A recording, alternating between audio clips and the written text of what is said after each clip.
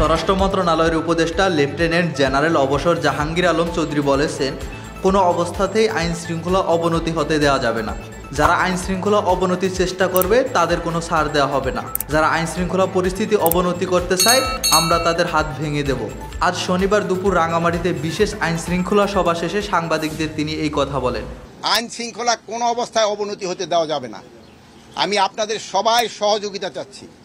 যারা আইন শৃঙ্খলা অবনতি করবে তাদের কোনো অবস্থায় আমরা ছাড় দিব না।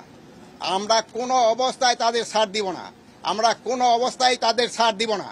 ভবিষ্যতে যদি তারা আবার চেষ্টা করে তাদের যে হাত এটা আমরা কিন্তু ভেঙে দিব। এই যারা আইন শৃঙ্খলা অবনতি করতে চায়, আমি আপনাদের কাছে বারবার অনুরোধ করব, আইন শৃঙ্খলা যেন উন্নতি হয়, আপনারা আমাদের সহযোগিতা করবেন। আমাদের আইন শৃঙ্খলার যে বাহিনীগুলি রয়ে গেছে তাদের সাথে সহযোগিতা করবেন, প্রশাসনের সাথে সহযোগিতা করবেন, জনগণকে বুঝাবেন যেন আইন শৃঙ্খলা পরিস্থিতি অটুট থাকে এবং ভালো থাকে এবং আস্তে আস্তে যেন আরও উন্নতি হয়, এই চেষ্টা আপনারা করবেন।